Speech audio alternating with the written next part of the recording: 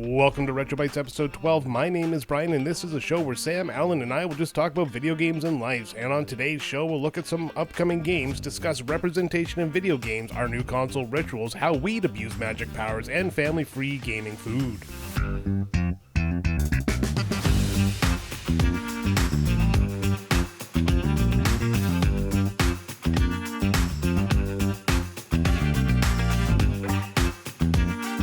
If you want to find us on social media, you can do so at linktree/Retrotopia. It's linktr.ee/Retrotopia, where we have a link to all of our social media.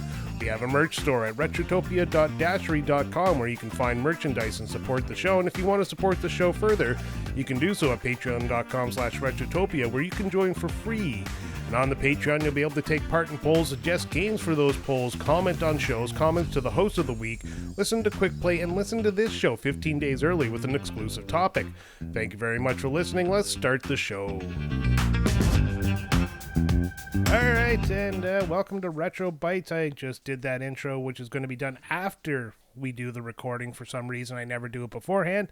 But this is episode 12, and that marks the 1 year anniversary of RetroBytes. We started this a year ago. Not to the day, but, give or take that little bit of a buffer zone. And with me, as always, is my good, bestest buddy in the world, Sam, and his better Alan. How are you guys doing?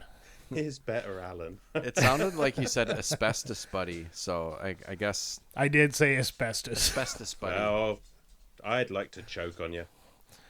Ooh. Oh, there we go. How are you guys doing? Anyway, Sam, what's up? What's new since we talked yesterday when we talked Mortal Kombat? Yes, we don't have a good buffer between episodes. No, not very much, Went to sleep, woke up, worked, and now we're back here again. So this is much better than work. Yes, this is where I want to be. Absolutely. Pretty much the same. All right, Alan. Yeah, it's been a long 24 hours since last we spoke, Brian, and in that time I have had not enough sleep by half. Although I've not been at work, it's my usual day off, and kind of exciting that the neighbours next door, they knocked down their fence to replace it with a new fence tomorrow. So the entire day we've had their dogs just invading our house. And oh, outstanding! So they haven't actually taken the time to leash their dogs or anything. Oh no! This was all fully agreed beforehand. Oh, nice. Okay. We were just like, is that? Yeah, I don't know. I hate when people just assume everybody loves their dogs. Right. No, you're like, oh, sorry, he's a humper.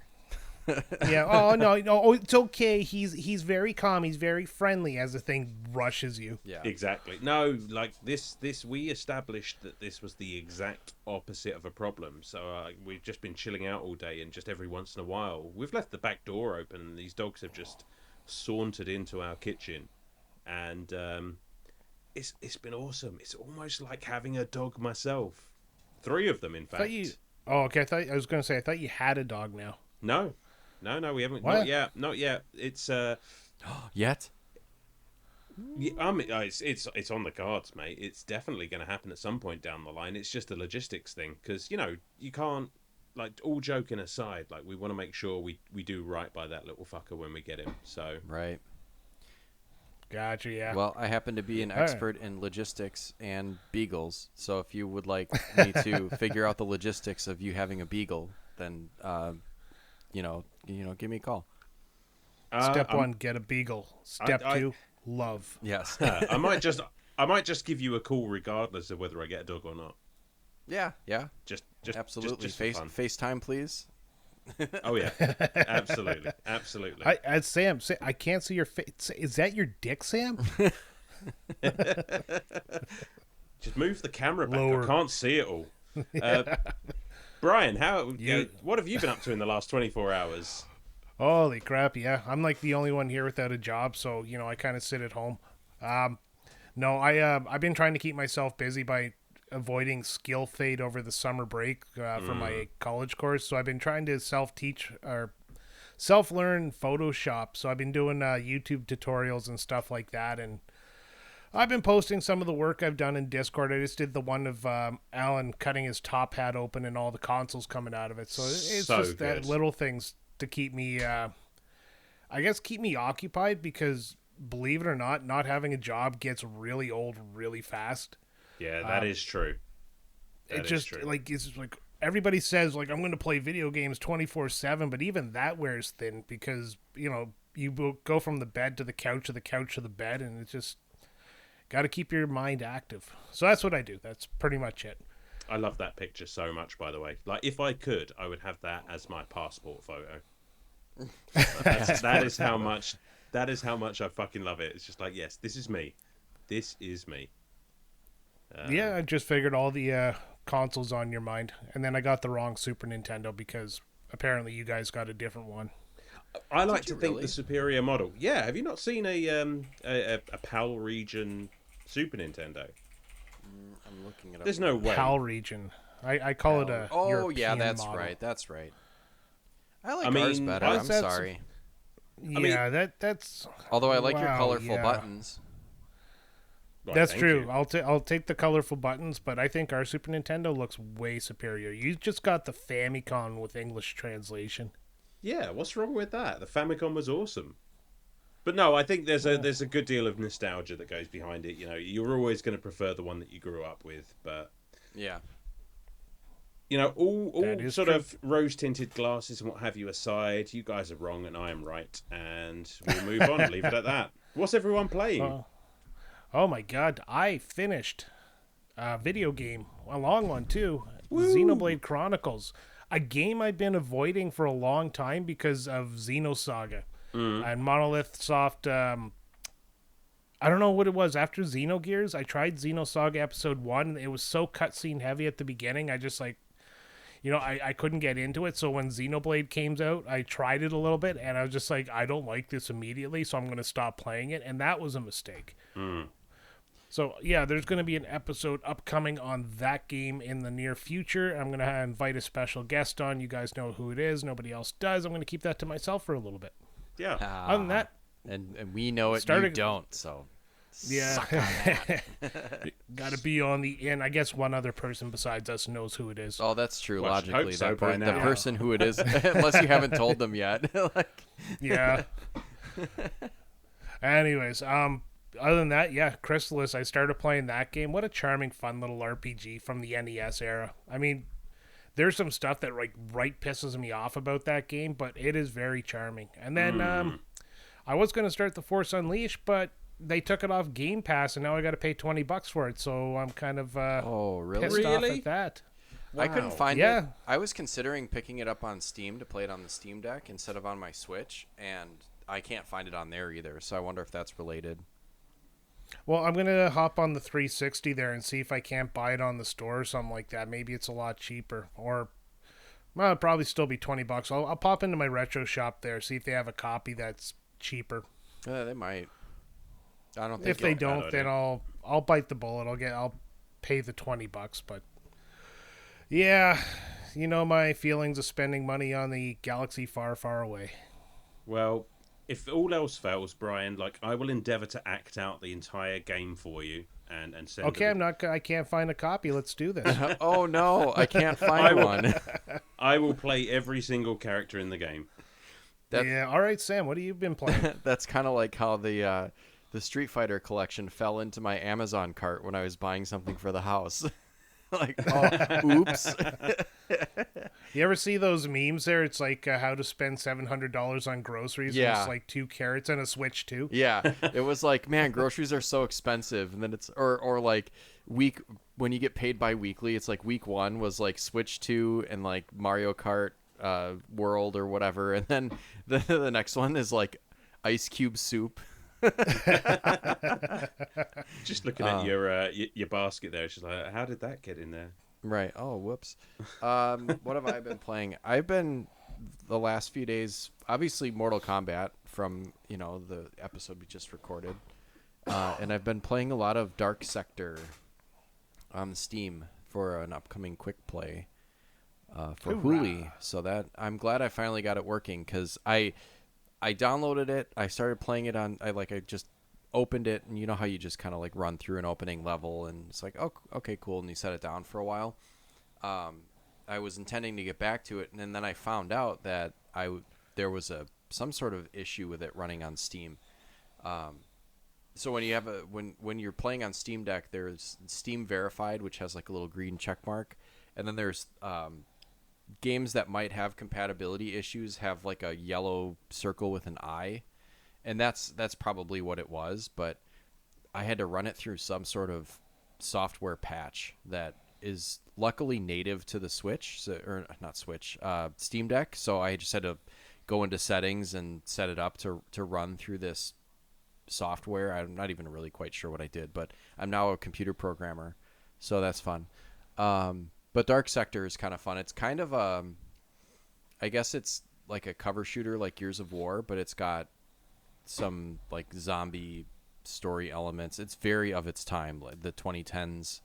So if you think of like a dark, gritty cover shooter zombie, it's everything. It's like the 2010s threw up into a video game. But it's pretty fun. Gross. Yeah, gross. I like zombies. Yeah, it's zombies are overplayed in my opinion. Well, yeah, they're not. Like, I shouldn't call them zombies. It's like some sort of infection that turns people into some sort of monster. It's not an undead zombie type. No, thing. unlike zombies, which usually happens because of an infection that turns people into some sort of monster. Oh, well, come on. No, it's not like it's not an undead person. It's like some sort of goofy mutation or something. So I guess I was being a bit reductive of the zombie genre, but it's Dark Sector, pretty fun. And then I was playing Circle of the Moon, which Alan and I were talking about before the recording was rolling yesterday, just as like a fun side game, because I wanted to play another Metroidvania, and fuck, did I pick wrong. Jesus Christ. The game is so hard. I'm on this part where you have to do kind of like an enemy rush. Kind of, I wouldn't call it a boss rush because it's not bosses, but it's just like room after room full of like shitty enemies, and you can't use any of the powers that the game gives you, and you don't have any options for healing or saving or anything. So fuck that part right now. That sucks. What about you, Brian or Alan? Alan, right? Alan, that's who we're on? Yeah. We haven't heard from Alan yet. It's me. Well, I finally finished Silent Hill 2 Remake the other day, which I'm very, very happy about. A beautiful, beautiful game. Like, just, I mean, as much as a Silent Hill game can be, but I am such a huge, huge fan of the originals. And Bloober Team just knocked it out of the park. It is so good. So I beat that, and then I immediately went into Sonic Drift for the Game Gear. And when I say Sonic Drift, I mean this is the first one that was only ever released in Japan. Mm-hmm. I've got it on part of an Xbox Mega Collection or something, and I beat that in about 20 minutes because that's literally all there is of the. If I did a quick play of that, the quick play would be longer than the game. It's an idea, though. It's an idea. I am. What else? What am I playing? Still. Well, Crystalis, as Brian said, I've been playing that, and I have thoughts, both positive and negative. But I'm gonna keep those close to my chest for the time being. But overall, I am enjoying it definitely. Pokemon Violet is still running in the background, and because however many of you in the Discord were hyping it up, I've started playing Monster Hunter World, which it's still early going yet, but fuck, that game is deep. There is so much going on in that game, but I can see myself getting hooked on it. I can see myself sinking hundreds of hours into this game, just poking in every little nook and cranny. So yeah, that's a good time. Oh, you bastard! I've been playing a little bit of Dragon Power for the NES for a quick play, and I'm going to leave it at that. Dragon Power. Have you heard of Dragon Power, Brian? No, I honestly haven't. Wait a second. It's a Dragon Ball game that was localized for the US and became Dragon Power. Oh my god! And they changed all of the characters. So fucking stupid. but it was called Dragon Power in Japan as well, because that's the first one that popped up, and then I saw the North American box, and it's like, holy, you guys! Good thing Dragon Ball never became popular over here. Oh Right? man, Imagine that. Look at that cover. Someone likes feet. Look at that bottom foot, though. That does not look like a foot. That looks like so somebody likes stupid. feet, but they don't know how to. Oh God! Someone who Check doesn't out the box art for Dragon Power. Oh my God, that's bad. someone who doesn't know how to draw really likes feet. I got plenty to say about this game. Plenty. Is it on the Switch Online, or do you have like a copy of it? No, I'm literally emulating it on PC. You're emulating or Mac. Well, it was never released over here. Yeah. Well, I mean, this shitty one maybe was, right? No, I think this is just one for you guys. Oh, I see. Oh, yeah. PAL region versus. Yeah, I get you. That being said, man. I think it was released in like France or some shit. But... The funny thing is like Dragon Ball was not popular here yet, so it's like, oh, No, they're it not wasn't. they're not gonna buy this if it doesn't have, a kid in just like he's just fucking flying kicking his way out of the back of his mom's minivan on the way to karate class. If it doesn't have oddly shaped feet, Americans are not going to love this, especially those Brits. The problem is, I would dispute that, because if you look at the actual cover for the Dragon Ball game, Dragon Ball Shenron no Nazo, it's so much more appealing. It looks so cool. Well, it is now because we know what Dragon Ball is. But, but even if Sam makes a point. Back then we didn't. Even if you didn't, this case just pops. Oh yeah, I mean I have a hard time not knowing what Dragon Ball is because I already know what it is. But if I was looking at this side by side, I'd probably rather play the Dragon Ball version of Dragon 5-year-old Power. me, like 5-10-year-old me would want the fucked up foot guy kicking in front of a dragon over the kid with the tail. That says a lot more about you than it does about us, Brian. Yeah, it sure does. Yeah, I don't need any furry with a butt plug tail. No, just feet. Oh god, Just feet. Dragon Give me Power feet. inbox 9.0 grade, $700. Jesus. Is it worth it, Alan? Is it worth it? And it's not even the cool box; it's the stupid. You Karate are Kid going to box. have to listen to Quick Play to find out, Sam. All right. Hey, That's yeah. fair. That's fair. That is fantastic. All right, let's move on. The news. I didn't actually pull out any news because there were so many friggin' directs and showcases and game fests. So I just picked out a list of all the games I thought were interesting because there was way too many just to list off. So I'm going to start with the State of Play because it was the first one out on the 4th of June. Big announcement out of that one. I believe the biggest one for me personally was Final Fantasy Tactics, the Ivalice Chronicles, the remastered return to the classic tactical RPG, and it enhances the visuals and stuff. That one I actually found out at the end of an episode and told you guys. Yeah, that was a great natural reaction to that because that was a good surprise. I looked at a trailer for it, and I like the up-resed graphics and everything look great, but then you also have the ability to flip it back. I love that. I immediately went and pre-ordered it after I saw that. I was like, this is happening no matter what. So I'll probably buy it on multiple consoles too. Yeah, nice. I don't do pre-orders anymore, but if there's like a special edition of this one that you can pre-order and get a physical copy, yeah, I'm all over that. I think there is. And I think the pre-order that I did, and I'm hoping so, because I clicked it through Instagram and it directed me to Best Buy, and I just ordered it there. But I think there's some like in-game perks, like you get like a special sword or an outfit. In-game perks. Yeah, but I was like, well, I'm still gonna get this special sword for an extra $50. No, it wasn't any extra. So that one was fight. It wasn't any extra. It was just a bonus. So I was okay with it because then I get a physical copy for my Switch too. I miss the days when like you could get night vision goggles or a working RC car or statues. Yeah. Like Assassin's Creed. I got so many Assassin's Creed statues by buying the special edition. Oh wait, That's true. I'm sorry. I misspoke. I'd have 2 of them upstairs at the moment. Okay, I misspoke. Not my Switch 2, my Switch also. Yes. Fuckers. All right, and Alan, what's your thoughts on Final Fantasy Tactics? It's a fucking long time coming, isn't it? You know, it is. They've been rumoring this. Where the hell has this game been? Because it's not like let's be clear. This is not the most technical game that you need to remaster. I mean, it doesn't. It's gonna look fantastic, but it's hardly gonna push the technology at the moment, is it? It's just like it just feels like this should have been out years ago. And Yes. I'm glad that it is. Like, I'm not entirely sure if I'm going to be picking this one up right away because I've still got War of the Lions upstairs on the PSP.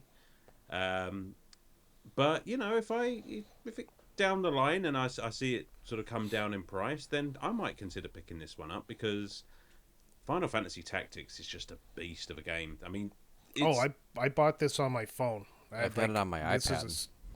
It's a staple of my phone games. For sure. I mean, I haven't played a lot of tactical RPGs, but this is by far and away the best one that I have played.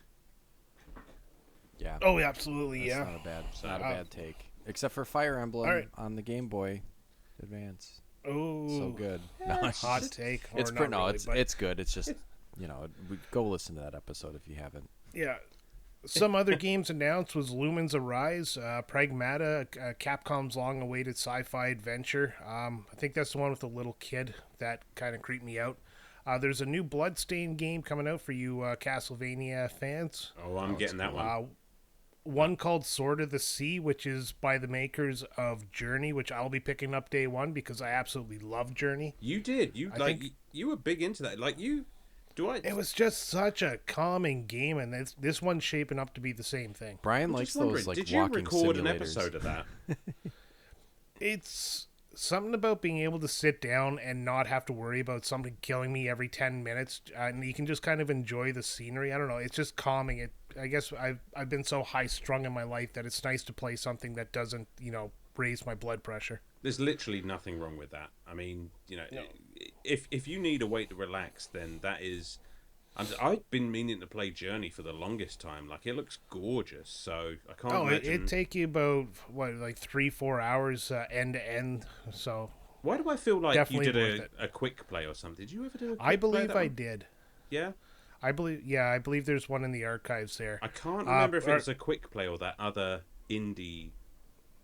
Oh, no, definitely not the other. Well, it might have been the other one. I don't know. I can't remember, but if there's not a quick play, maybe I'll just pump one out real quick there. Yeah, maybe you should.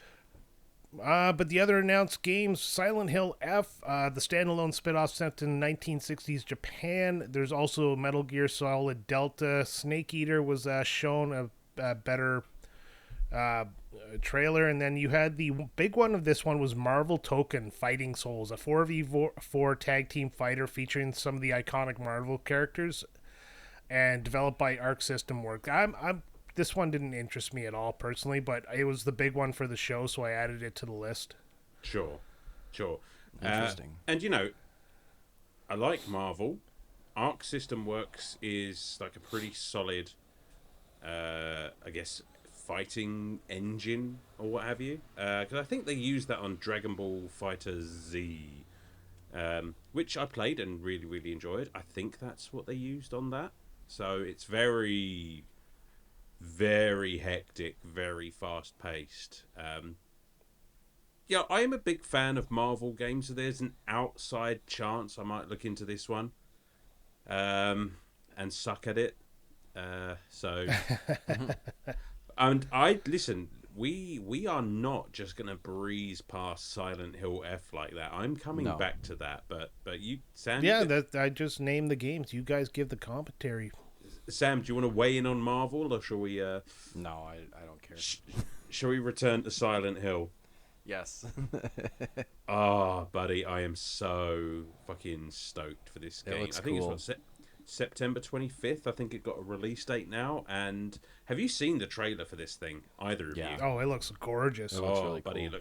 it looks horrifying. It looks... I like the setting. Gorgeous in the way that I'm gonna poop my pants. I like the setting too. It's because all the other Silent Hill games, I mean, obviously take place in Silent Hill, which is kind of an American-looking-ish city. But this is like, just the Japanese horror is awesome to begin with. Like, take full advantage of the fact that Japanese horror creeps the fuck out of me. What is it? They do it so well. I know. After that PT mini game that kind of got put on and taken off of PlayStation 4 there. It was supposed to end up becoming a Silent Hill game. I really want to see what they can do with the PS5 to make me scared shitless. Oh, I'm sure they'll do a great job. I've always loved Silent Hill for the fact that it's not jump scares all the time, that it's actually really atmospherically scaring the shit out of me. 90% of the time, I'm inventing my own fucking fear. So, yeah, I want this game so bad. Like, I'm not big into the Resident Evils. I kind of fell off them after Resident Evil 2, but this one, holy Jesus Christ, I've always loved the Silent Hills. Right. Especially that's my scary series. Having played the second one, the remake, just recently, and I know Silent Hill 2 inside and out, and the remake still found ways to fucking terrify me. I've got huge expectations of this game that I know absolutely fuck all about. It's gonna be. And I'll tell you what. While we're talking, Sam, you were saying Silent Hill being a random American city. I've got a question for you as the American. Because Silent Hill is actually in Maine. Do you know Maine? Yeah. Well, I mean, I've not been there, but I know. Have you heard of Maine? Have you heard? Yes.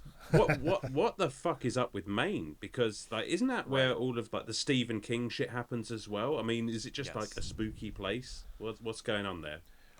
I guess. I mean, yeah. There's a lot of spooky things that are set in Maine. Yeah. I think it has a lot to do with that New England-esque area, because Maine is right off the border of Canada as well. Oh, is it? I have no idea where it is. I've only ever heard the name. I mean, it's the upper right corner.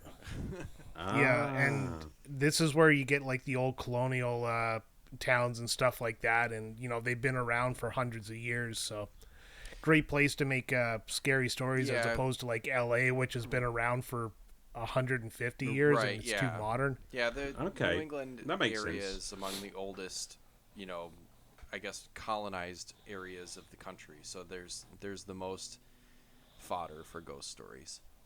Oh, nice. Okay. Well, listen, I don't know if anyone listening to the show is from Maine. If you are, please reach out and tell me why your state or city or whatever Maine actually is, why is it so spooky? And I will warn you that if you come through like a fucking spooky radio or something like that, I'm literally just gonna hang up and run away. So awesome. All right, moving on to Summerfest, Summer Games Fest 2025 with that douchebag Jeff Keighley. Yeah, a couple of games announced that's supposed to be the big one for the summer there. I guess it's not really where like PlayStation, Xbox, and Nintendo reveal their stuff, but this is where all the third parties get to do it. One I thought you guys immediately would like was Sonic Racing Crossworlds. Yep. Sonic's in a car, which again makes no sense to me at all. You know, the fastest, mammal in video gaming has to drive a car just to make it fair. But it's also going to pull characters from Sega libraries, including Steve from Minecraft, who was shown off.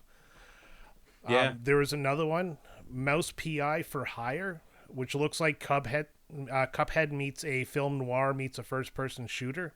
That one's got my interest. Oh my god, does that one have my interest? Oh, big time. It looks so fucking good. The animation style is just stunning on that one. Yeah.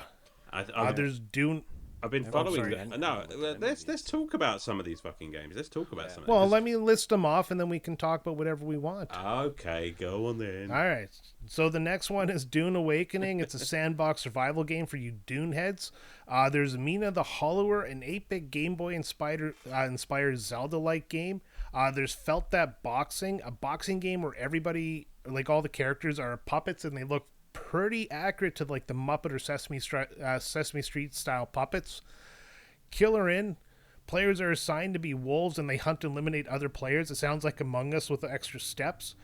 Deadpool VR with Neil Patrick Harris doing the voice acting instead of Ryan Reynolds, which Ryan Reynolds made a fun video about that on YouTube.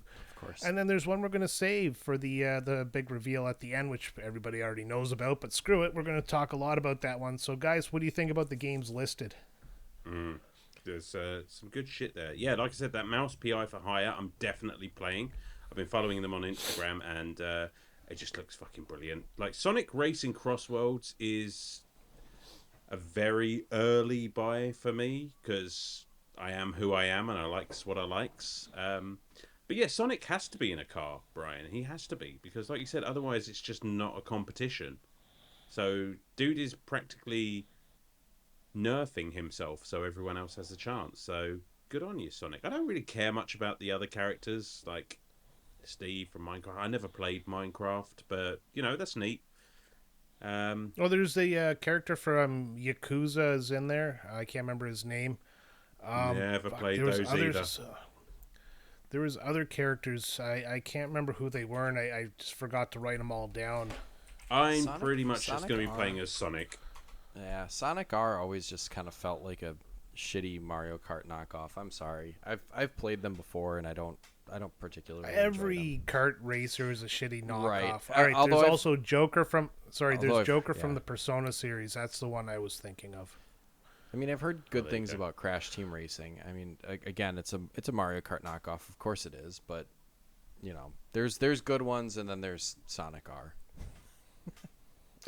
Sorry, Sonic R Sonic. fans. I just didn't like it. I am Personally, one of like- those fans, so like, fuck you, Sam.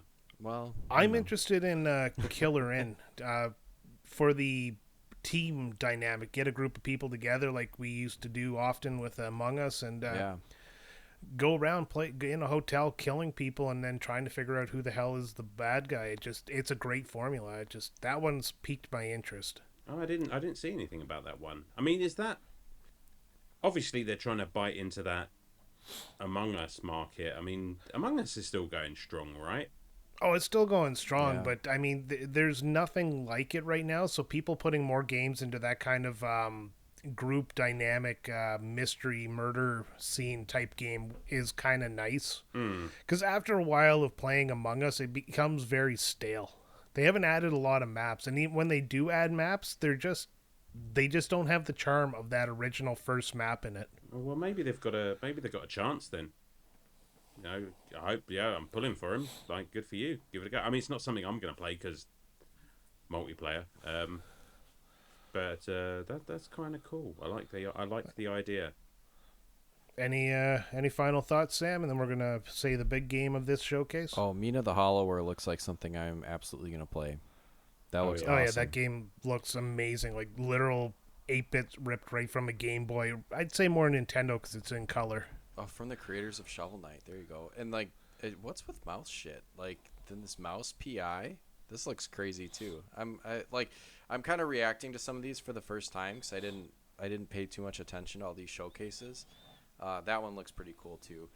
Dune Awakening. Even as a Dune fan, I saw this come up on the Steam store, and I looked at what it was, and I was just like, I just have no interest in this.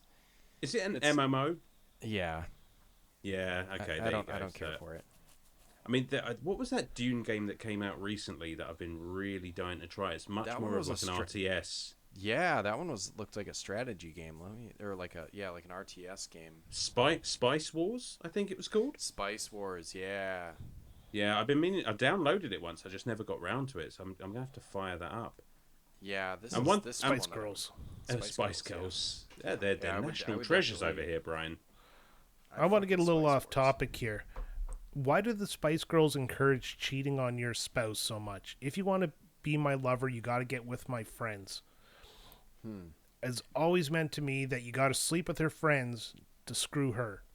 I mean, I suppose that's one take. Philosophical question of the week I or would- the month, I guess. I would look at it more like, if my friends don't like you, you're out. Oh, absolutely. Brian's not. version No, better, though. They're dirty. Yeah, just nail all 5 of them. Yeah, Brian's version is hell. funnier. Yeah. All right. Gotta The fuck big all revealed my game of friends. big reveal game, of course, was Resident Evil Requiem, which is not Resident Evil 9, but rather Capcom taking Resident Evil in a quote-unquote bold new direction. The heroine of the story is Grace Ashcroft, who must return to a ruined Raccoon City. I kind of tuned out because, again, not a big Resident Evil person, so yeah. I know a lot of people are excited for that. I know you guys must be excited. You guys like Resident Evil, don't you? Oh, so much. I haven't so played much. a lot of Resident Evil, no, but yeah, whatever. I'm so excited for this game. And, I saw that they were actually touting this as Resident Evil 9, which I guess is kind of like...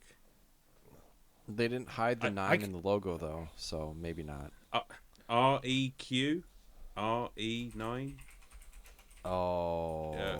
Shut the fuck up. Yeah, I guess so. Well, Q Yeah. is... No, wait. Yeah, no, I had to Q's think not about... 9 in the Roman numerals. What are we No, talking about? No, No, I but just mean like Q is the 9 same and shape the as a Q 9. look kind of yeah, they look kind of Yeah. the same. Oh, that was a that's- stretch. I don't think it's all that much of a stretch at all, Brian. No, listen, Mind you, yeah. I watched After they. No, go ahead. Go ahead. You go ahead. You go ahead, Brian. You go. I just have to say, as a Star Wars fan, Bold New Direction usually just triggers the hell out of me. I mean, it's a bold new direction, but like that trailer, I popped when I saw that completely desolated and decimated city, and when I realised that was Raccoon City after the blast, I was just like, fuck. And it was showing clips of like the ruined police station that you spend so much time in Resident Evil 2, and just all of these little callbacks and whatnot. I was just like, God damn it, you've got me, you bastards. Like, day I one. just looked it up. I guess, yeah, it is going to be considered the 9th game in the series. It just, I don't know, the source I read today says it's not Resident Evil 9, so No, I they think lied. I think it kind of has to be, because Yeah. people have been calling for 9 all the time, and it is like a main Yeah, installment but in the how franchise. often do video game companies, when fans like scream for the next game in the installment, give you something crappy? Oh, Like, fair. Yeah. what was it? What's that game? Really popular. Oh, fuck. Why is it escaping me now? I can't think of it. God, everybody plays it. Do. Overwatch? I won't think of it. No, it's real-time strategy RPG-ish type game. I got nothing. It was really old. It's from the 90s. They just had the 4th game come out. I still got Everybody's nothing. playing it. Alright. World of Warcraft? I don't know. Fucking, Shin God Megami damn, why Tensei? can't I... Not even close. Nope.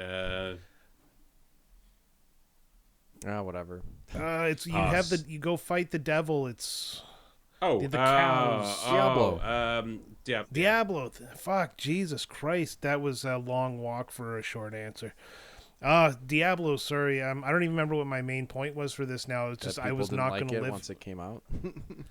Oh no, sorry. It's when they announced that game, everybody was waiting for like the next game in Diablo series, and they're like, "Yeah, it's mobile," and just people booed. That was a good time. All right, the final showcase of 2025 in the month of June that we got to see. I don't think it was. I think there was actually like some other ones, but these are the main ones. So it was the Xbox showcase, and they started off with Outer Worlds 2, which is a game I'm excited for. High on Life 2, which hopefully fixes the boring gameplay of the first. Super Meat Boy 3D, which is a little bit of the classic formula with some new direction. Ninja Gaiden 4, if you like ninjas and hate your sanity, that's the game for you. They announced a demo for Tony Hawk's Pro Skater 3 and 4. They announced Gears of War Reloaded. Shadow dropped Call of Duty Black Ops 7. They also announced Persona 4 Revival. Well, I mean, with the popularity of the Persona 3 remake, this just made sense. And this one game called Clockwork Revolution, which is a first-person shooter with time mechanics where you can use time to control the flow of the game and how you take on enemies, etc., etc. That's the one that spoke out to me for this showcase. You guys? Yeah. Man, we're doing steampunk now. I looked up. Yes. I looked up Clockwork Revolution. And I was just like, wow, this is yeah, feels but dated. Like steampunk became a meme.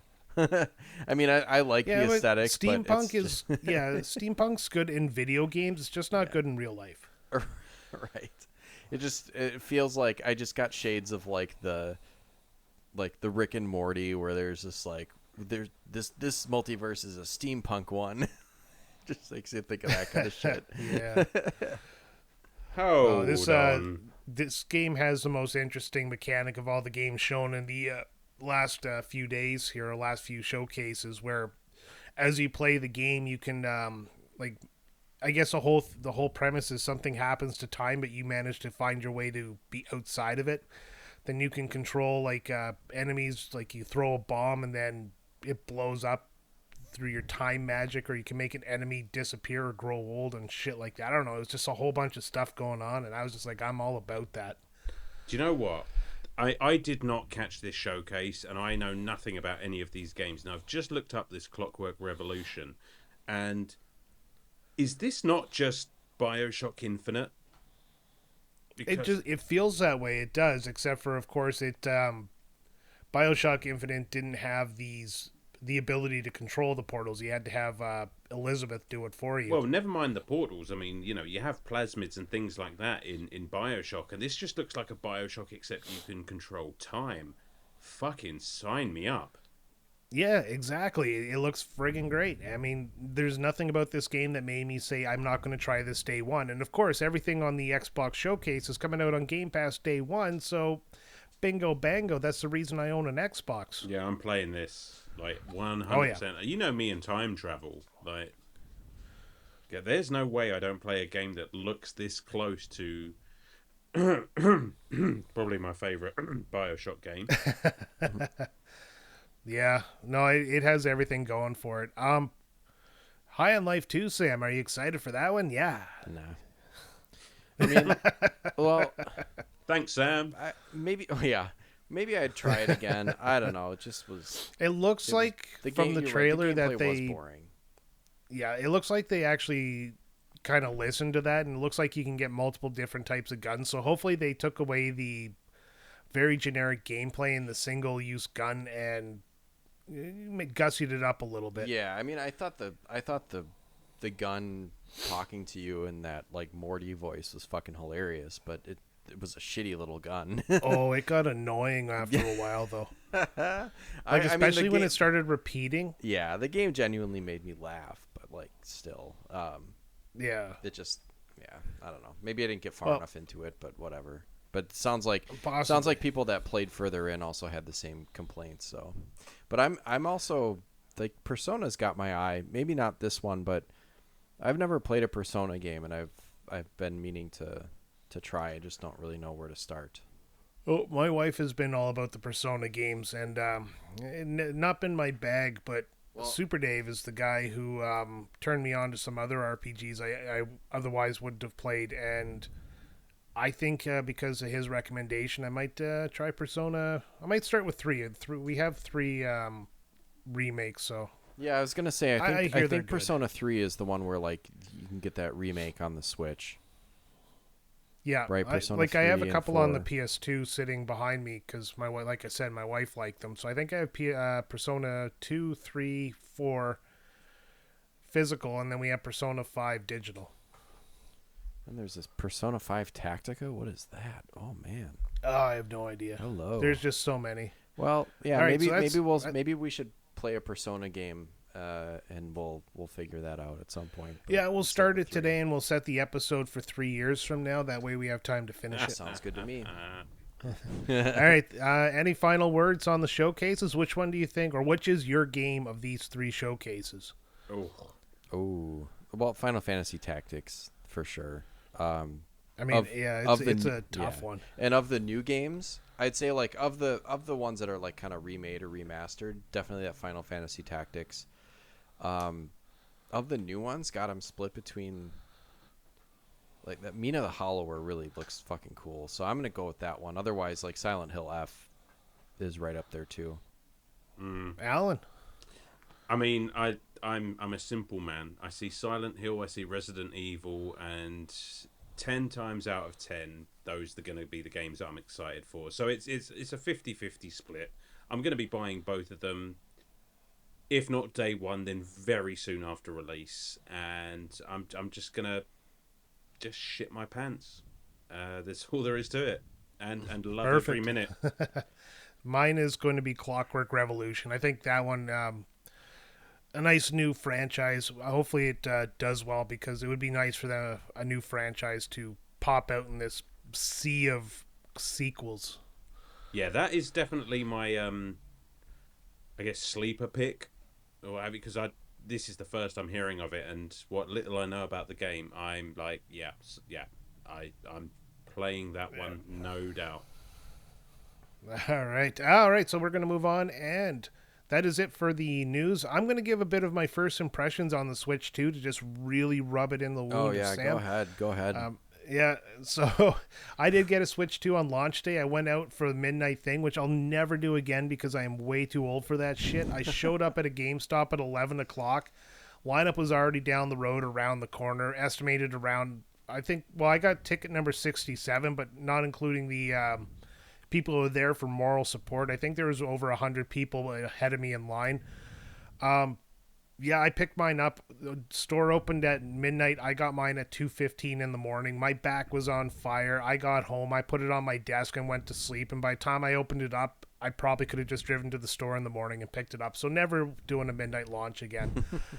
As for the console itself, I like it. I like the sturdiness of the magnetic what are they called? Switch controllers. They pop right in. There's no screwing it up, so it'll fit itself where it needs to go. Very easy to pop out. Just a little trigger on the back of the controller. The UI on the system is pretty much the same. Transferring the data from your Switch was an absolute breeze, and it doesn't fuck your Switch save data over. So I still have my Switch plugged in, so I can play some games I had save files on there, like Crystalis.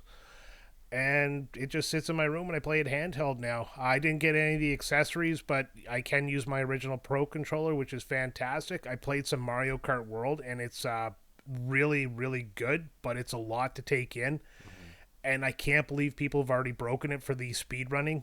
They've already figured out how to get 11-second races because of course they found have. an exploit. Fucking course they have. Of course they have. So my overall rate or review of this thing is it's worth waiting if you're on the fence about getting it. It doesn't do anything special, and unless you need one of those games that are out now, I would wait until something you really want to play comes out to pick it up, because it's great. You know, I got my FOMO fill here, but honestly, I could have lived without it, because even Mario Kart World, I'm dabbling in a little bit. My kid's playing it some, but I've been on Switch games since I bought it. I do like the bigger screen. That's about it. That and the fact that when you dock it, you can actually get it to fill your entire TV screen. So, nice. I don't know if you could do that with the original Switch, but I always notice a black border around it. So no, mine always fills my whole screen. Oh, maybe it was just me. Maybe I just didn't set it up right. All right. Either way, yeah, very crisp, very clean, 4K graphics. Well, I can't wait for more games. That's about it. That's good to hear. But yeah, I'm the more I sit with it, the more it's like it was that FOMO. Yeah, the fear of missing out is what got me to push for it. But yeah, it's never going to come down in price, so it's not like I overspent on it, because Nintendo's never going to drop these console prices. No, and that's, I mean, whatever, it is what it is. But I'm not feeling as burnt that I didn't get one as I was when I was trying to get one. The more time has passed, and I've kind of just thought about all of the hundreds of games I have access to that I either would like to play, need to play, for the show or whatnot. So it's like I'm knee deep or more, neck deep in video games. So I'm good. But yeah, it's I would like to pick one up someday. I did get to go down to my retro shop. He ended up getting one to sell because some regular there, I don't want to call him a dickhead because he's fine. It's not his fault. But Best Buy was like, oh, we have an extra one. We'll sell you an extra one. And it was like, you fuckers. So fuck you, Best Buy. But yes, someone ended up getting two for retail, and he sold it to the, I don't know how they did it, but sold it to my retro shop. And then he put it out on Saturday morning, this past Saturday, and he didn't sell it for more than MSRP. So he's a good guy, and that just all that did was bring probably more foot traffic into his store. So that was kind of a cool story. But he does have one as not a display model, but just one that he has out in the store that you can play.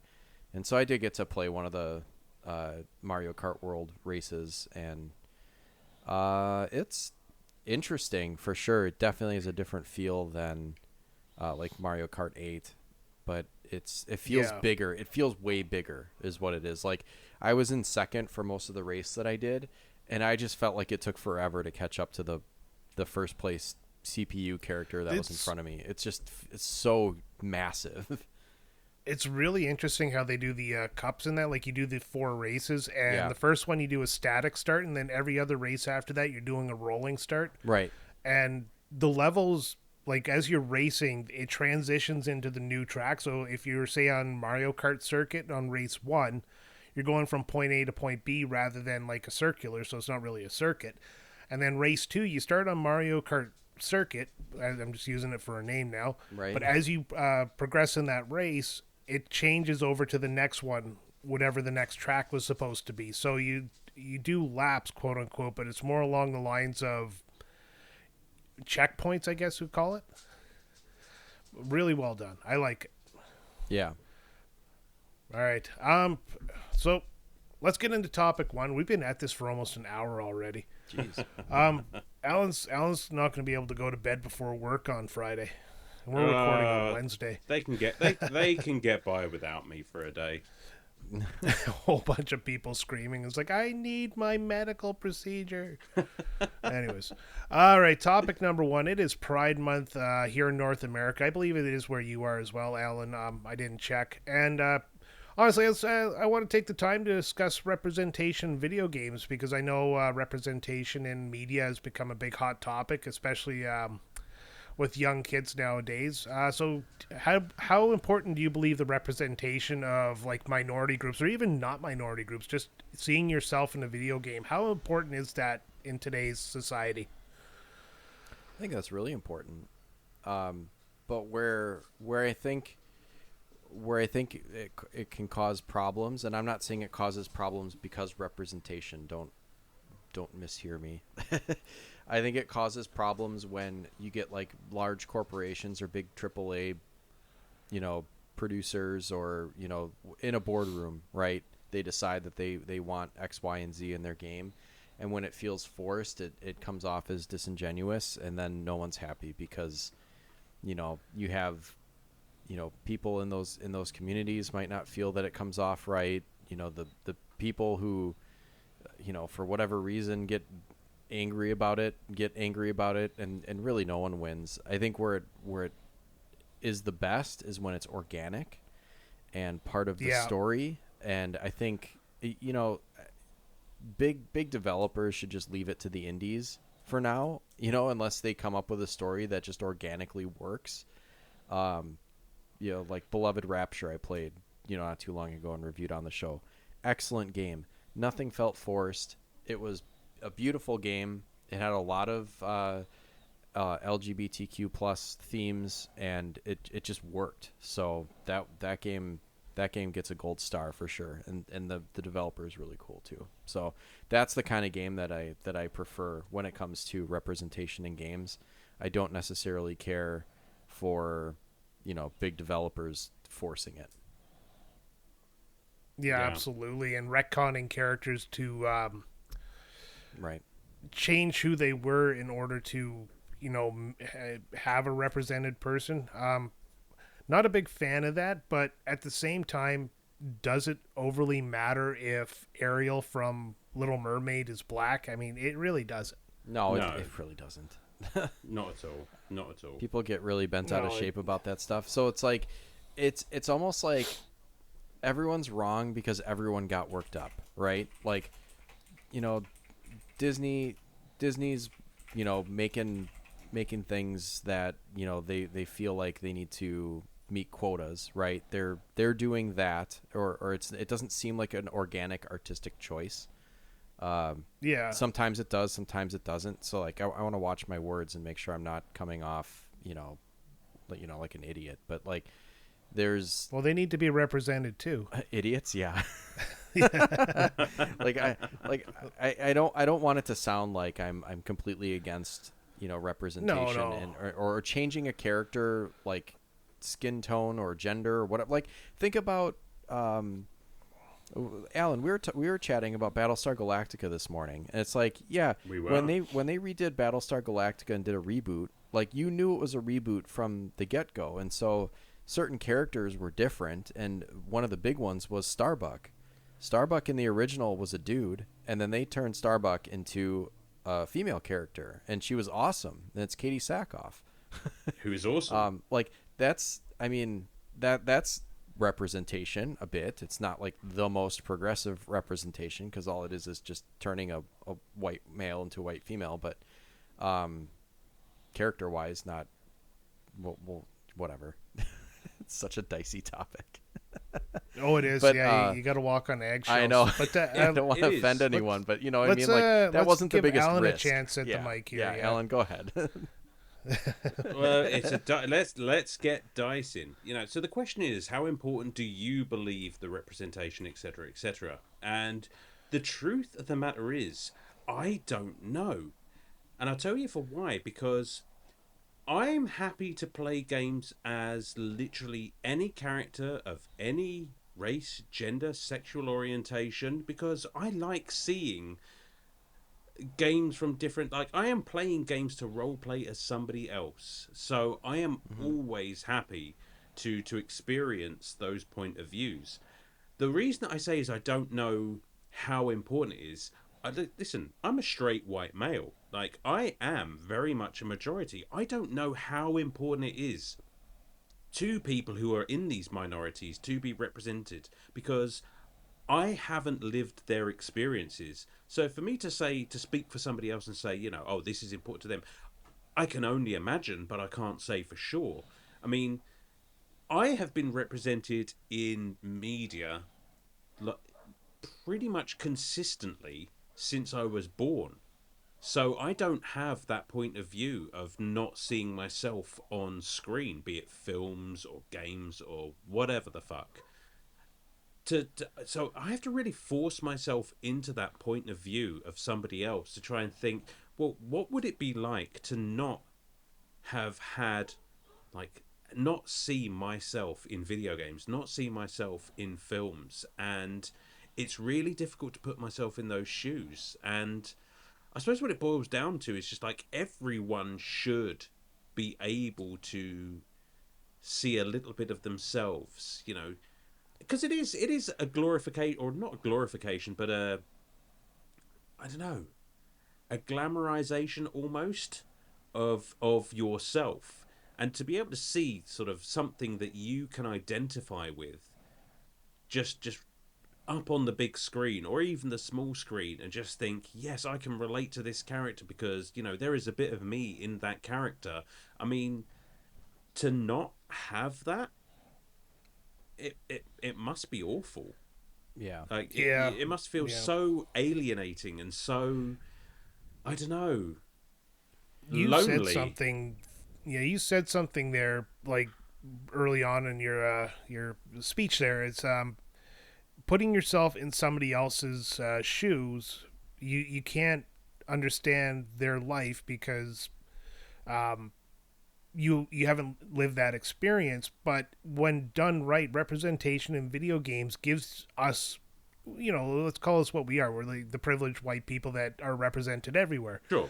But video games give us a chance to step into the shoes of someone else, and if done right, representation can actually put us in the shoes of somebody from the Pride community. I think of Life is Strange, especially Life is Strange 2, where it came up to a part in the game where you had the option. You could either hook up with this girl or you could hook up with this guy, and in the story, I was just like, well, let's hook up with the dude. It's like, why not? For me, it made no difference, but somebody who feels represented in video games, this could be very important for them, because the story didn't treat it like it was something special. It was just literally option A, option B. Yeah. And that's how the character was shaped. It was just something that was normal. Yeah. Something I've said before and I'll always say is, I love when characters are built. Like, I'm watching The Rookie right now. This is actually a good example.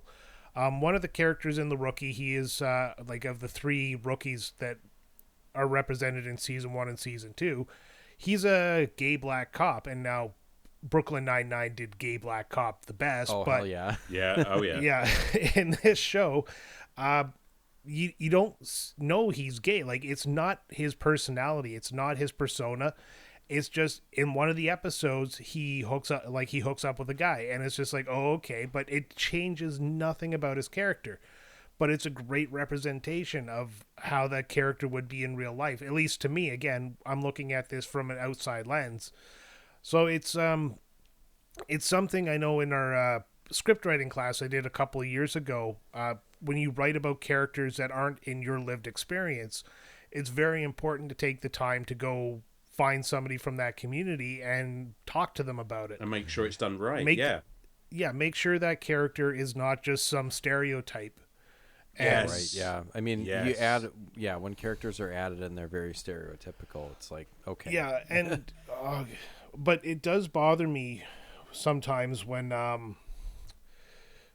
they take a character that's been established over a long time and they do just turn him a different color or something like that. Like, him coming out as being like gay doesn't bother me because that happens all the time, but nobody just becomes black or Indian or something like that. I'd rather them build I'm a Doctor Who fan, so yeah. Well, okay, fair point. And unless it's a flat-out reboot, and Doctor Who is kind of a different story too, right? Because I mean, the Doctor isn't the same that's different. person.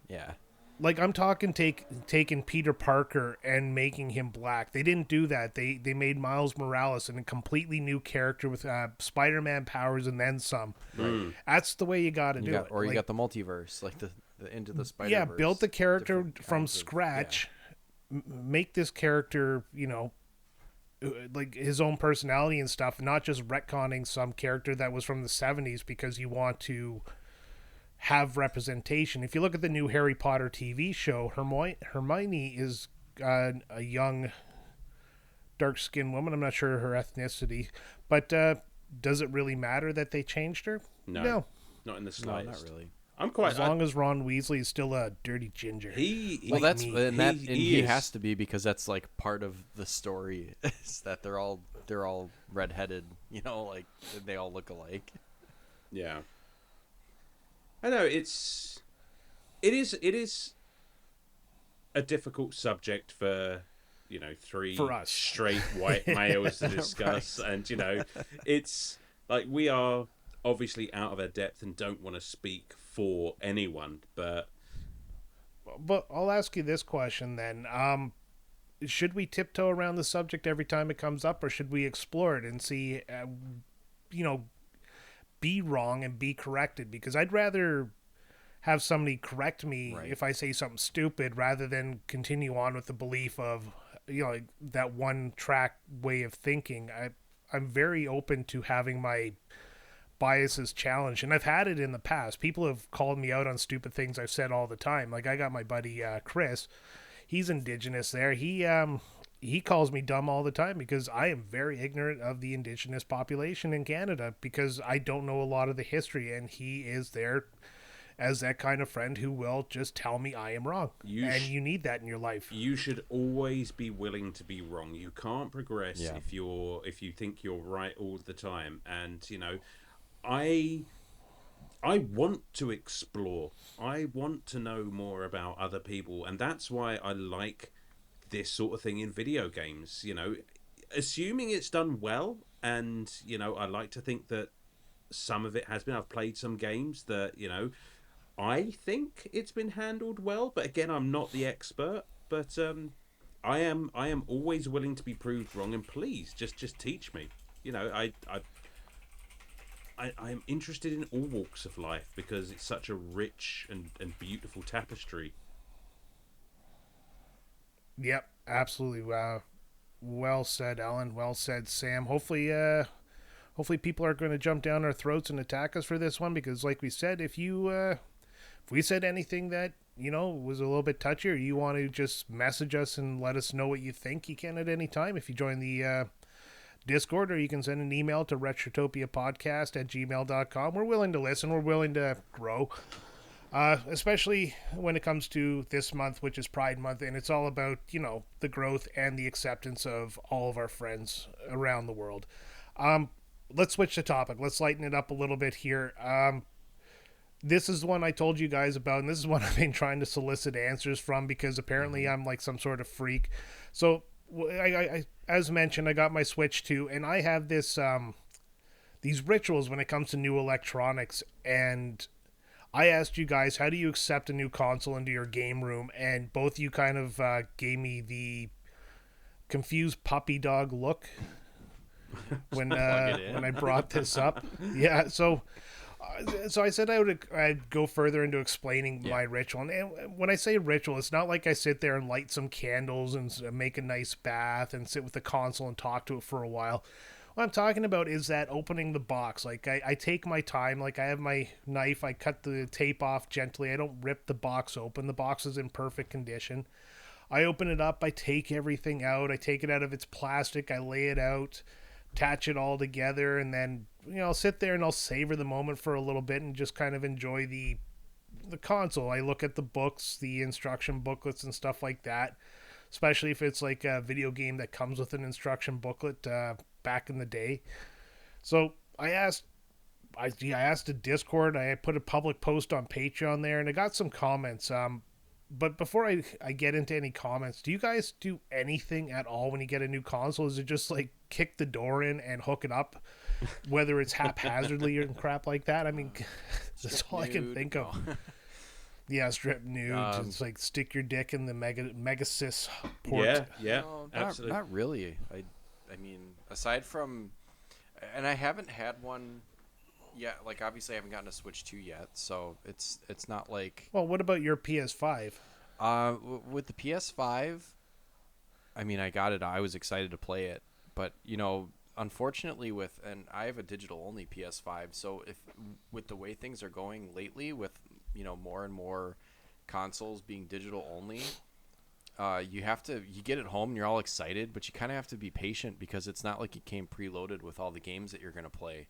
So there's always that, back when you were a kid, you got a new console. It was like, fuck yeah. And you rip open the game that you're going to play and you plug it in and you're ready to go. And like nowadays it's kind of like, yes. And then you plug it in and then you wait 3 hours for your game to download. Yeah. That's kind of, I mean, at least PlayStation 5 had Astro's Playroom ready to go. So while the game I picked to download was downloading, I was able to mess around with that, and that was brilliant. That was then I got my other recently new console, I guess, is the Steam Deck, and that was, I mean, also kind of a thing too, where you got it out and it was cool and it was shiny and you're like kind of marveling at the interface and how it feels in your hands and stuff like that, and it's like, all right, now let it download. But yeah. So it's not as it's still exciting. I like but the setup. I don't know. It's still exciting, but it's not as exciting as it used to be when you just were like ram a cartridge into there and just like start playing. Like right away. Well, maybe that's it. Like even cell phones and stuff like that. Like any electronics, a new TV, all that kind of crap. I really take the time to. It's a big purchase. These things cost a lot of money, and I like to take the time to savor that first moment with the new system, the new TV, the new cell phone, the new whatever it is, deep fryer, oven, countertop oven, anything like that. A blender, I'll friggin' take the time to enjoy. Just don't stick your dick in that one. Yeah. It's about 6 inches deep, so I couldn't even hit the rim. No, it's just for me, like, I don't know.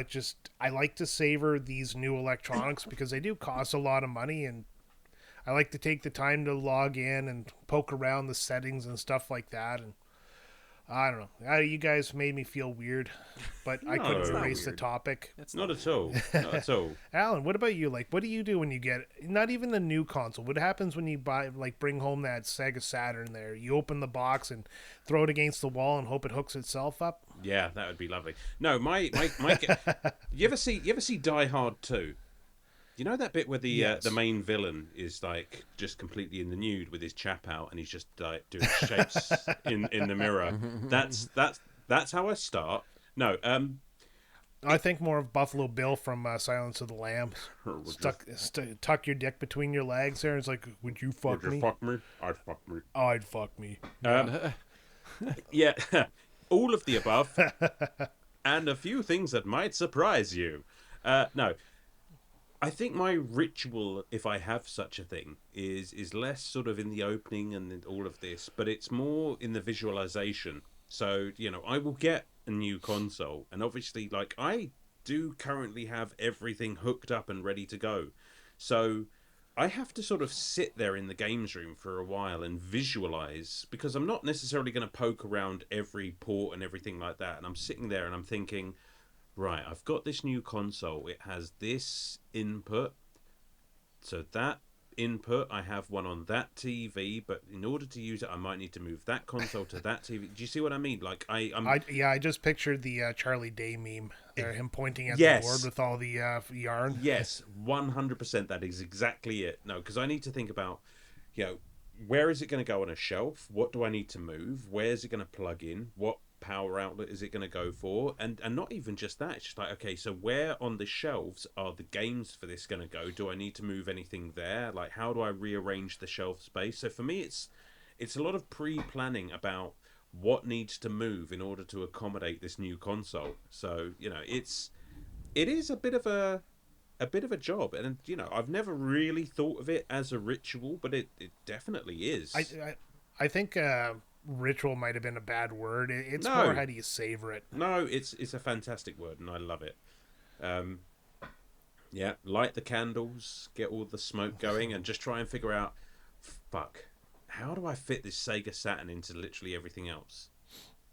Yeah, that honestly, like, I got limited space. I got three slot TV stand, and it has shelves in every slot, and I have the PlayStation side, the Nintendo side, and then the Xbox side. So Switch had to come out. Switch 2 went in its spot. Very simple, but if I get another retro console, I just have no place to put it. So this is, I mean, I have SCART leads with SCART adapters with like 4 or 5 SCART points on them, so I have to switch between them when I'm using consoles. It's a whole thing, so it really takes some time to sort of think out. Well, it's fun. All right, some of the comments we got. Super Dave, he wrote in and said, got to take a big sniff of the box. He says, I also have to fondle the unit and controllers, really get into the form factor. He said, for the Switch specifically, I did not turn on the console until after I applied the screen protector. So there you go. Screen protector is one. Sometimes I fondle my unit. That was a horny comment, right? Yeah, I just like, really this sounds was. really sexual. But I get it though. Like, you got to get the feel. We were for all it talking about taking our clothes off and stuff like that. So you know what?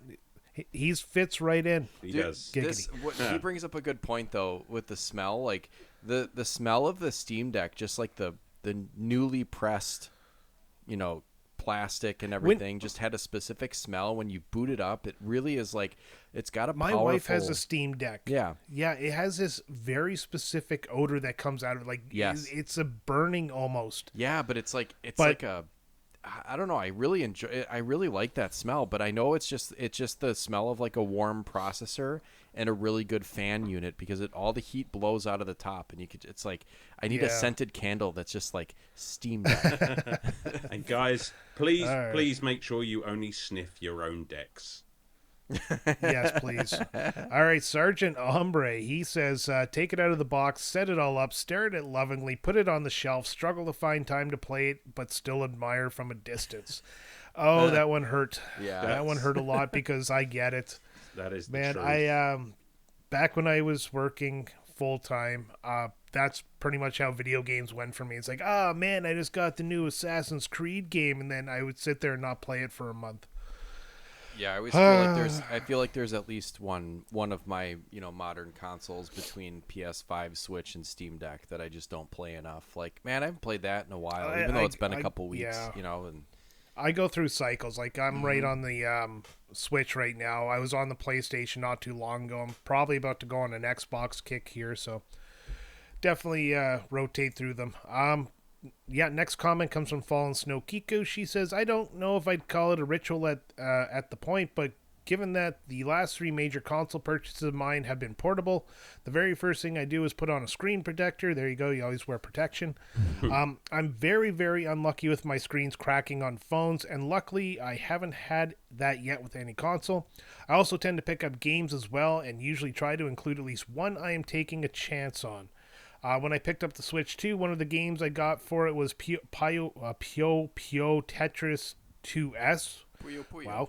Puyo. Puyo, there it is. Which is something I probably wouldn't have gotten otherwise, though I did do my homework beforehand to make sure I'd probably like it. So yeah, there you go. That's pretty cool. I like that one. Pick up a game that you're taking a chance on. Really give the new system a workout. Yeah, like get out of your preferred genre. You know, like how we just played a fighting game and all actually really enjoyed it, even though we don't play fighting games.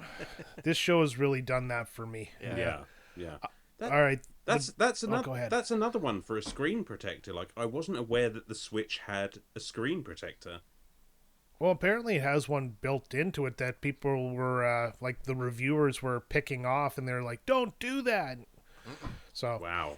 I don't know, double the protection, like wrap it twice. Yeah, I don't put screen protectors on, but it's not a bad idea for sure. Like, especially if you're getting a Switch. I or use something game for a kid. cases. Yeah. Yeah, I have a case. I use game cases. Yeah, I do that too. Definitely. All right, big deal. Our next commenter says, my ritual is to wait 3 years until a console has been on the market to purchase it. Usually it's a slight price drop that does it for me, but seeing as how the OG Switch is still at full price, what am I waiting for at this point? Yeah, that was the other thing back in the day when things would drop in price, but definitely not the way things are done now. Yeah, sometimes games drop in price at least. Like, you might have to still buy the console at full price unless you're able to find a used one, or a refurbished one. But I think this is the first generation where consoles have gone up in price. Yeah. From launch day. Yeah, no kidding. But at least games, like physical copies of games for sure. And I almost never... No, you know, and Nintendo notoriously doesn't put their first party stuff on sale almost ever. But if there's a third party game, you know, that I'm looking at, or Steam for sure, I'll usually just add stuff to my wish list, and I almost hardly ever pay full price for anything digitally. And then you know, physically, if you wait long enough, some retailers will drop the price. Yeah. For sure. That's actually all the comments. Well, thanks guys for joining me on this one. Thanks everybody for writing in. Moving on, we actually opened up our Patreon, and whoever wants to give us a topic to talk about, if you know how to find us, you can send us a topic, and if it works, we'll fit it into the show. And we had a few from the Patreon, from the Discord actually. So topic 3 of this week is, if you could choose an infinity for magic or superpower, what element / class would you choose? The other two have to give you a negative power to maintain balance. Sam, let's go with you first. What would be your magic or superpower? Let me understand this first. What? So you pick something you want as a superpower, and then me and Alan give you something that is kind of like, let's say I want super strength, except for you have noodle arms. Gotcha. All right. Yeah, magic or superpower. I would say the ability to read, like, 50 times faster than I do. Like, you know, just like have you ever seen the movie Bicentennial Man, where he's like reading a book but he just like blinks at each page? I want to do that. Really? Because I already know what your counter power is going to be. Yeah, what's it going to be? You ever see that Twilight episode there where he's all alone and the glasses break? No, that's not fair. There was time. There was time. Oh, there you go. So you can read at super speed, but it's all blurry. I'm gonna say which does it hinders you, but it just makes you read at your normal speed. Oh shit. I'm gonna say you can read at super speed, but you don't understand any of it. Oh, that's awful. That's even worse. Why do you have to be so mean? Why couldn't it be like you can read at super speed, but you always have to poop? Because you can read on the toilet. I know, that's like, it'd be great. Just you would get through so many books. Because we've got an opportunity to fuck with each other here, and we just don't do that enough. That was mean. Yeah. Oh, I like this topic. Alan, magic or superpower? What would you choose? Oh, Well, it's me, right? So I've got to be able to control the flow of time somehow, because that's just let's go with that. I would like to be able, yeah, let's go with that. Control the flow of time, either speed up or slow down or stop time altogether. Come at me. All right, Sam, what do you got? All right. If you can control the flow of time, I'm gonna say you can only control it forward. You can't go back. Oh, you son of a bitch. Really? Because mine is going to be he can control it forward, back, or stop it, but he can only do it for 1 second.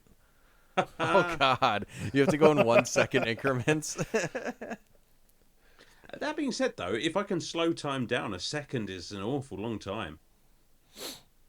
Yeah, no, you got me on that one. Yeah, and if I can jump forward 1 second, I mean, you look at Hit from Dragon Ball Super, I'll still fuck you up. Or I would say, there you go. Look at that. So, or I would didn't completely fuck you over. Yeah, I would say, if you could go back in time, or you can control time in reverse, it would work like the rewind feature on NSO, and it only goes as far back as like the memory will hold.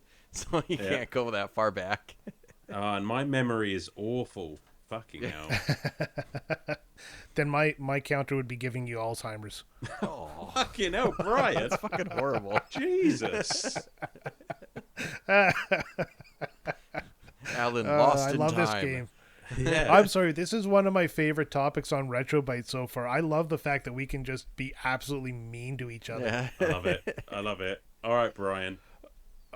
Mine would be the ability to teleport.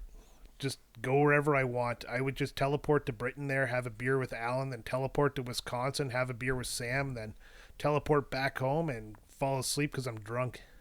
Okay, so you are always going to end up 50 miles south of where you intend to be. Well, that would be simple. I would just teleport 50 miles north of where I want to be. Well, then you'd end up 50 miles south because it depends on your intention. My intention is to be 50 miles north of where I want to be. No, that wouldn't work that way because your mind your power would know that that's you're trying to trick it. There's no way out of it. I don't know. 50 miles away from Alan is still a good yeah, that's good true. distance. I mean, it's 50 not miles away from me, you'd probably be in the sea. Well, that's fun. Well, it's still really fine because either way I'm going to be wet. I've got one. All right, Brian, you can teleport at will, but only the organic part of you. So wherever you teleport to, you are stark fucking naked. Hope you don't have any fillings either. Oh God, that would hurt. It's like oh damn it! All my fillings and my pacemaker. Yeah, can I take everything inside my body with me at least? I mean, yeah, all right. I mean, the main point is that wherever you teleport, you're completely naked. So you better hope you don't teleport near any fucking schools. Oh yeah, no. I would have a plan for that as well. Let's say there'd be a lot of hidden go bags all over the world. Well, wait, what's I just thought of a good like counter to that one. Shit. Oh, you can teleport wherever you want, but also you inadvertently teleport anytime you fart. And you don't know where you're going. It's just like random. Holy Jesus, I'd be all over the world like every 10 minutes. Honestly. I shouldn't have eaten that spinach. Oh man, that was a great one. I like that. That was brilliant. I love it. Hoagie Man, Blaine the Hoagie Man there from the Retro Riders podcast, he threw one in there. It was, how cool or screwed do you think the world would be if Pokemon were real? And I left this one in because, you guys. It would be so fucked up. It's so funny that we're all such big fans of Pokemon and that Pokemon is such a worldwide phenomenon. And yeah, it's basically just like making animals fight each other, and I don't know, do you eat them too? We've talked about that. Like that would be fun. Sam, you have missed the elephant in the room on this one, because I genuinely I think the world would be awesome if Pokemon were real. Now, the only caveat to that is there is a not insubstantial amount of fucking perverts online who are so deep in the Pokemon Rule 34 that I would not like to live in a world where that's... I mean, did you see the reaction when they announced that full-size plush Gardevoir, or however the fuck you say it. It's just... Can you imagine if that fucking thing was real? Yeah. I don't want to think about it. Yeah. Truly, truly horrific. Oh man. I never even went down that avenue. Like, I'm usually the dirtiest one of us. Yeah. But, didn't they No. say that like Vaporeon is like the most fuckable Pokemon or something like that? Exactly. Like, there's some gross shit. Exactly. There's no I think the laws. world would There's be no completely laws against the screwed. Pokemon, Batman. Yeah, it would be. I think you just talked yourself into like it's gonna be fucked up. outside of animals not saying their own names, aren't animals just basically Pokemon? Yeah, and so that's throw a where tennis ball at a dog. yeah, that's where I go. Like, I would never have my dogs fight. That's terrible. Like, why would you make them Yeah, fight Michael until Vick. they faint? Yeah, but then your dog doesn't breathe fire either, as far as I know. No. Well, depends if I give him the hot sauce or not. Yeah, there you go. Yeah, I mean I don't know. The cute answer is yes. You know, World of Pokemon would be awesome, but there is a seed. really wouldn't, There is honestly. a seedy underbelly to the question that I don't even want to deal with. I mean, in a Well, the fun way, world you of do get to Pokemon see had- what it's like in like Detective Pikachu, the Detective Pikachu movie. Like, that's pretty Oh, fun. I love that movie. Yeah, that's a great But- movie. The world of Pokemon in the cartoons and the video games has a level of innocence to it where Yes. our capitalistic society will not ruin it. But do you think that, like, in our world, if Pokemon were real, it would not just become a huge paid sport where, you know, people are billionaires to have these Pokemons and then they're bred in factories and stuff Yeah. like that, so that, yeah, we would ruin it. We'd find a We way would. to fuck it up. We suck. We would. All right, thanks, Hoagie Man, for that one. Topic 4. I know this one. I actually had to sit. Gamer Genius wrote this one in. I sat down already with a list to give you guys kind of a second to think about it. Yeah, I'll Quick need a top second. 5 list, no prep. Just off the top of your head, top 5 games you'll never go back to. I had to really think about this one because I don't think there really is any game I would never go back to, but there are definitely games that I'm not, I guess, rushing to replay again. Excuse me. Might go back to them in the future. Like, I'm going to take the first example would be Symphony of the Night. I've played it. I enjoyed it. Have no interest in going back to do it again. Second one was Valhalla, Assassin's Creed Valhalla. Played it. It was long. I did it in a COVID hotel in Australia, so I had nothing but time to play it. There is no desire for me to ever play that one again. Skyrim, played the crap out of that. I know it's still popular today as it's constantly re-released. No desire to go back to it. Metal Gear Solids 1, 2, and 3. I've played them. I've enjoyed them. I probably won't ever play them again. Although I do want to play Metal Gear Solid 4 again. I actually have a copy. And then we played Sonic 1 and 2 for the show. And I don't think I ever want to play Sonic 1 or 2 again. It's just not my thing. So my top 5 list is right there. Took me a while to find games that I wouldn't go back to. I was looking at my PlayStation collection, my Xbox collection, all that crap. And this was like, there's so many good games to play over again. Like, I'd go back to Far Cry 3, Far Cry 5. I'd play Far Cry 6 again. Splinter Cell series, I want to play that again. There's just so many PS3 games, the Resistance games, all that kind of crap. So, yeah. I really Yeah. want to play Resistance. I've got them, but I just haven't gotten around to them yet. Yeah, I got all 3 of them here as well, and I got to get to them. That's Yeah, a good big question. time. I think I've got my 5. If I've been trying Go to ahead. I thought of them as you were going. I would say 2 of them are games that we covered. Well, one that we covered on the show, one that we've talked about a few times. BioShock. I don't know if I'd go back to BioShock.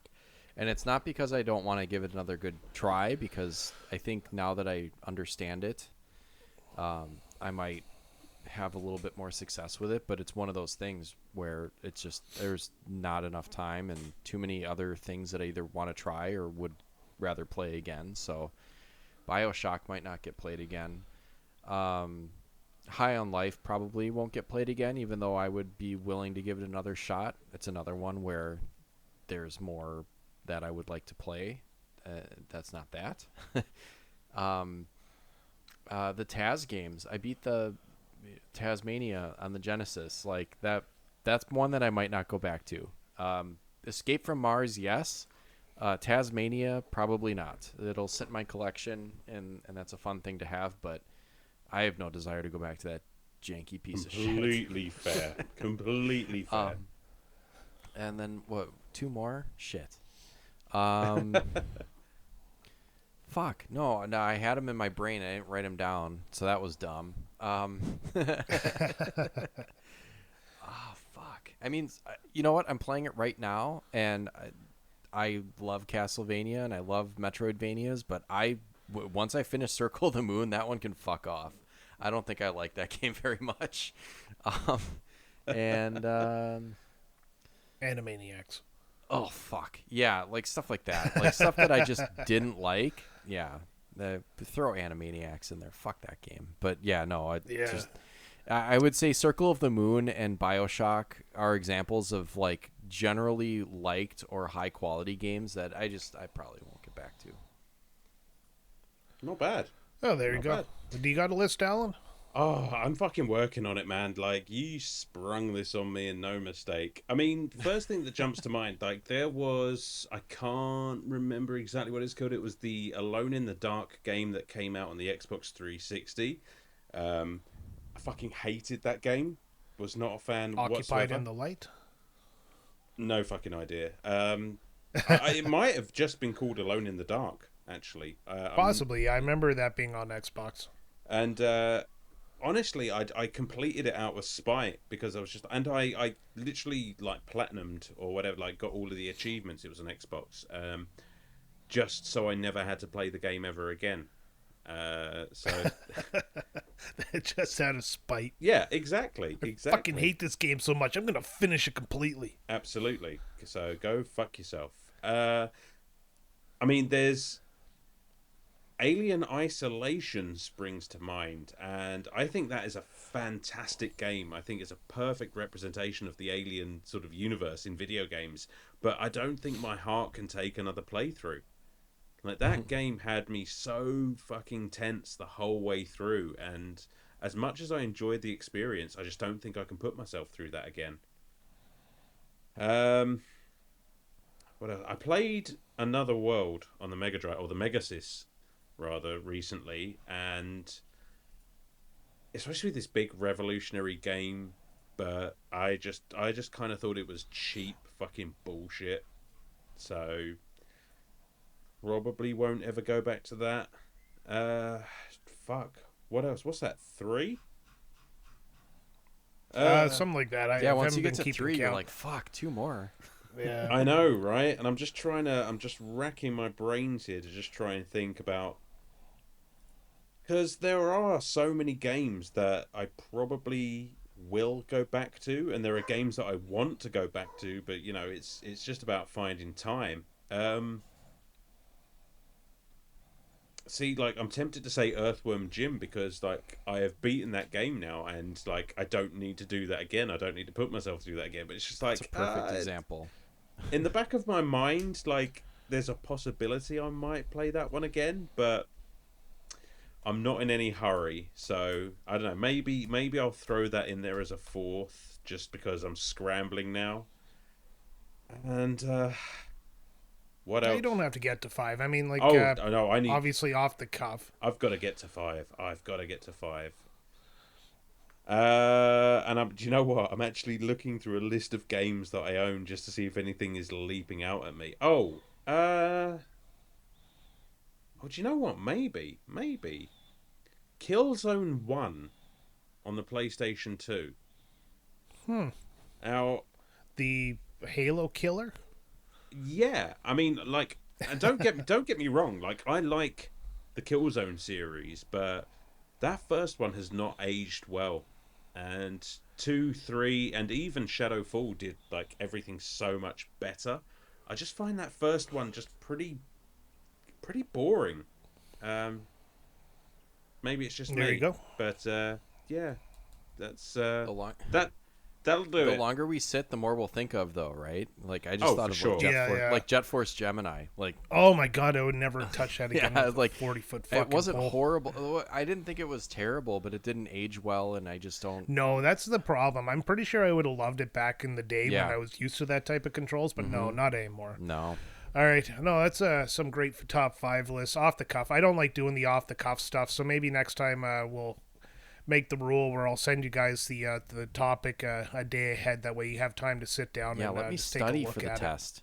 Oh shit, maybe, Yeah, exactly. maybe Metal Gear Solid 5 as well. Fuck. Like, great game. This freaking Alan's still going. I am. He's broken now. He's in a loop. I am. In a feedback loop. All right, let's move on to the hook. And hook this month comes from Sir Francis Cake, and he says, I feel like I'm so burnt out on negativity surrounding the state of media. I'd love to hear what are some of the best changes we've seen in gaming industry over, say, the last 5-10 years.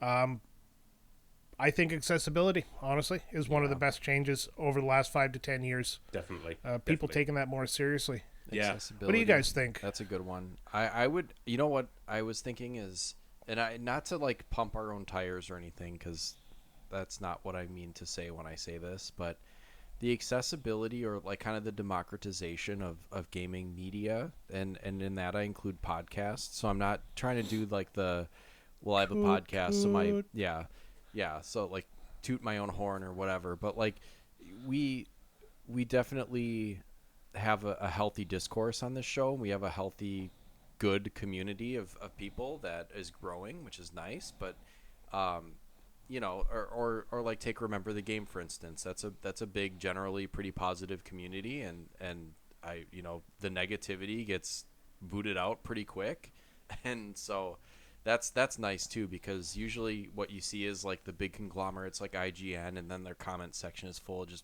bullshit and people review bomb stuff, and that kind of stuff just doesn't have any place in polite, normal social discourse, and we can have discussions and we can be nice about it, and that's what places I still don't get why people have to be like shitty people on comment sections. Yeah. It's just ever since we've given people the ability to be anonymous and have their opinion out there, everybody seems to have gotten like very dickish. And I know this is not a new thing, but personal thing I've noticed is ever since we got out of COVID, everybody seems to be more angry. Oh god, yeah, for sure. Oh god, yeah. Did generate a lot of anger, but like it's funny though that we all say, the comment section is ridiculous, and where's polite discourse, and everyone can say that, but there's still those quiet little people that are unhappy with life or themselves, that still feel like they can be keyboard warriors and be mean to everyone online. Like even though it's turned society has turned that the comment section into a meme or into a joke, like there's still people that like triple down. I had a roommate who was really good at Project Gotham Racing too. Like he was fantastic. He just pretty much unbeatable online. And he would go into rooms, and I would play with him, and I was mediocre at best. I was like a second to last place player. And he would go in there, and he would beat people, and the whole time he would be just a right asshole, and we'd get kicked out of every room. And I remember this one time, we were playing some actually British people, and he was being an asshole. They were fighting back and forth through the microphone and stuff like that, and he got kicked out of the room, and it went silent for a second, and one of them just goes, "Are you friends with him?" I said, "Yeah, he's my roommate." He goes, "Well, we're going to have to kick you too." I was like, "I know." So I'll leave after the race. And they're like, "Yeah, okay. So we nothing against you. We like you." And it's like, why do you have to be a dick? Yeah. Like, you can't play video games if nobody wants to play with you. Yeah. Yeah, true. Right. Absolutely. I wish there was a way to permaban people from certain games. I guess it's just what Counter-Strike. you know what I'm learning. You know what I'm learning though as I get older, and maybe not wiser, but it's that I just rounder, definitely rounder. Anyway, I'm getting to that age now, and it's a glorious age where I just genuinely don't give a shit about what other people think. Oh, I've crested that hill and I love it. It's beautiful, right? Now, listen, because I talk to Sir Francis Cake on the regular, and we are very much on the same page about this sort of stuff, because it seems like these days, whenever you bring up something that you're looking forward to, someone is going to chime in about, why it sucks, or why they've ruined this, or, why you're dumb for looking forward to this. And it's just like, you know what? I don't give a fuck. I like what I like. I'm going to watch what I want to watch. I'm going to play what I want to play. And you know what? I'm going to have a good time doing it, regardless of what you say. And I went to the... Oh, sorry, I didn't mean to cut you off. You sound like you're on a roll there. I was actually going to answer the question. Oh. I think where it comes to gaming, like, I love the fact that, indie studios are some of the best changes we've seen in gaming, because, oh yeah, you are seeing so many fresh, new, and just wonderful ideas coming out of these smaller studios. And, some of the best games I've played in like the last 10 years have been from like Sea of Stars, for fuck's sake, just to pick one off the top of my head. A couple of the games that have been thrown at me for quick plays that I never would have like even thought about playing before. There's just such wonderful creativity in the industry at the moment, and it's beautiful to see. And while I'm on this roll, like, the accessibility of retro games, like, it's still kind of in its infancy, but we are seeing more of these gaming collections come out that are preserving some of those old retro games, and I just think that is a great thing for like the younger generation to experience. It's just, I'm a big fan of that. There's lots to like. There's lots to be happy about. Be happy. Yeah, I love how you brought up indies. That is definitely a positive change. I honestly, I've been playing more indies because since we started this podcast, like you said, people have given us games to play that otherwise I probably would have just never played, and it's opened my eyes to this world of indie games. And now when they come out on PlayStation Plus or Xbox, I dive into them right away. And there's actually some I've bought simply because I'll be on Reddit and I go to our indie games, and a lot of people post their games that they're making, and they'll put demos and stuff on like that. And there was this one guy who was doing an RPG, and I bought the game because it was under $10, and it looked interesting to me, so I bought the game. I played it for about maybe 2-3 hours, and it kind of fell off to the wayside because of everything else going on. But it just, you could see and feel the developer's soul inside of that game, because they are putting themselves into it. They're doing what they think is good gaming, and I love that. And you're right, indie games are a huge positive change in the industry. They are creating the art that they want to create. Yeah, not like these soulless big developers nowadays where everything, like Ubisoft, look at them, like toxic work culture at Bungie. Ubisoft is sitting there, everything has to be a profit-based release. It's just the corporatization of a medium that is about creativity has ruined that medium. I mean, it still has its place. Back to what we talked about with representation, like when a corporate, when a corporatocracy like reaches in and tries to meddle with art or with expression, it just fucking sucks. Yeah. Oh, hopefully that made Francis Cake happy. He's a great guy. He does the Read, Watch, Play podcast there. Check that out. They do adaptations of books, movies, and video games. Sam and I had the fortune of participating in Ready Player One, so definitely check out Sir Francis Cake's podcast. Those guys, I honestly put them above us. They're just so calming and do it so well. Fucking classy dudes. And, you clowns didn't even ruin their podcast, so... we tried. Yeah, they controlled us. Yeah, they controlled us. We shat on Jesse Eisenberg for no reason. We did. He caught strays. He wasn't even in that fucking movie. He caught strays. It was such a good time.